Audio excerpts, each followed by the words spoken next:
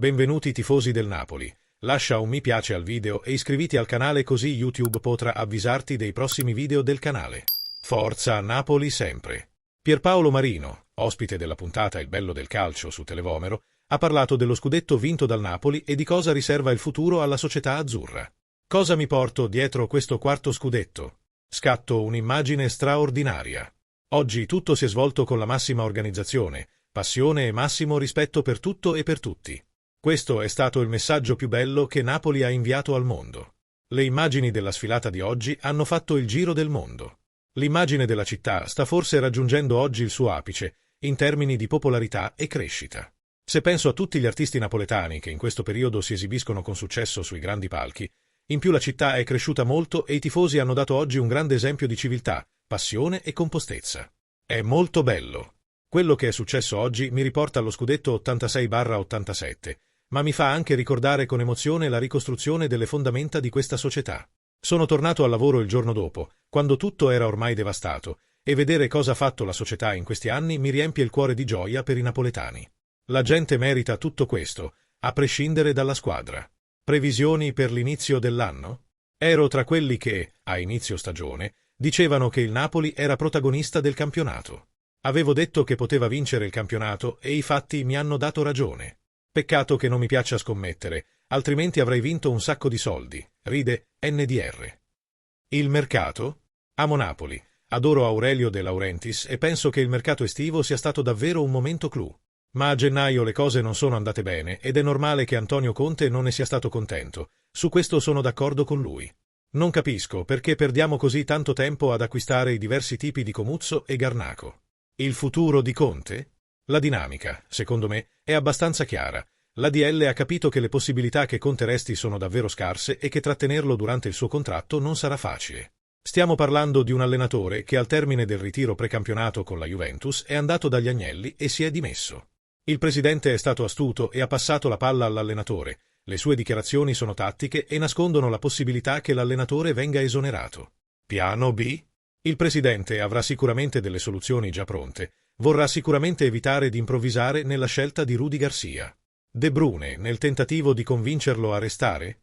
Non si tratta di un'operazione di ADL Napoli. Con tutto il rispetto mi ricorda l'arrivo di CR7 alla Juventus. Non credo che ci sia la volontà di trattenere l'allenatore, ma piuttosto di rafforzare la società ingaggiando un giocatore che trasmetta subito una grande immagine. Il belga è un grande calciatore, ma la società partenopea ha sempre agito diversamente, privilegiando giocatori che potessero rappresentare anche il futuro della società. Fabregas come nome alternativo per Allegri? Io non faccio parte della sua scuola. Sarebbe come proporre un Sarri rivisto e corretto. Lo spagnolo porta con sé il fascino di una filosofia di gioco che non mi convince a vincere. Lascia un mi piace al video così YouTube potrai avvisarti dei prossimi video del canale. Il presidente degli azzurri, Aurelio De Laurentiis, ha dichiarato a Vatican News: l'incontro con il Papa è andato benissimo, perché ha luce. Esprime una luce straordinaria ed è quindi estremamente gentile, dotato di umiltà, ma con una sapiente capacità di leadership. È quindi una persona che saprà modulare e guidare bene il papato negli anni che lo attendono, non facili a causa delle guerre. Dobbiamo cercare sempre più l'inclusione, cercando anche di alleviare questa povertà che si sta diffondendo ovunque. Gli ho parlato di un'iniziativa di scolarizzazione per chi non può permettersi di studiare. È un progetto di De Laurentiis per il futuro e siamo in contatto con alcuni suoi collaboratori per studiare tutto questo. La vittoria del Napoli ha un valore sociale, non solo per il Napoli. Sì, lo abbiamo sempre fatto con attenzione durante i 21 anni della mia gestione e presidenza. Sappiamo che Napoli ha sempre attraversato momenti difficili. Ora finalmente si è distinta come città e come regione. Anche perché la regionalità napoletana è globale. Quando giravo a New York nel 2006, tutti i napoletani mi fermarono sulla Quinta Strada. All'estero tutti sono napoletani o quantomeno si sentono legati al mondo del calcio Napoli. E questo è straordinario. È come se fosse un esercito a trasportare quella bella Italia che conta. Ogni volta che apro una finestra sul Golfo di Napoli, vedo il Vesuvio, Capri, Ischia, Sorrento e mi dico: signori, è fantastico. Il Mar Mediterraneo non sta forse vivendo un periodo di pace? Ma non di adesso, bensì di molti anni fa. L'emigrazione e l'immigrazione sono periodi difficili sia all'inizio che alla fine. Perché quando parlo di istruzione e investimenti, queste persone hanno bisogno di scoprire cosa si può fare nel loro paese, invece di scappare. Perché questo non è immigrare, ma fuggire. È un mondo di disperazione che noi, per continuare a fornire assistenza, che è molto importante, non possiamo ignorare. Secondo me bisogna stabilire nuove regole, ma bisogna anche dare qualcosa. Ecco perché parlavo di scuola. Hai vinto un campionato con una squadra multietnica e multireligiosa? È sempre stato così. Il Napoli Calcio ha sempre attirato giocatori che venivano dal Sud America, dall'Africa. Ad esempio, abbiamo Anguissa, che è camerunense, ma fa sempre il segno della croce ed è un grande cattolico. Il cattolicesimo non sfugge a quello che può essere un fattore multietnico. Infatti abbiamo sempre avuto molti sudamericani, spagnoli, portoghesi, uruguaiani, kosovari. Nel corso di 21 anni abbiamo avuto un gruppo di giocatori molto eterogeneo, e ben pochi di loro non erano cristiani praticanti o cattolici. Il centrocampista dell'Inter Hakan Çalhanoğlu ha parlato a Sky Sport della finale di Champions League. Dopo la partita contro il City, abbiamo avuto il tempo di migliorare un po'. Abbiamo acquisito più esperienza. Penso che siamo cresciuti molto come squadra. In diverse partite abbiamo dimostrato la nostra mentalità, soprattutto in Champions League, abbiamo sempre messo il cuore in campo, contro Barcellona e Bayern Monaco, due squadre molto forti.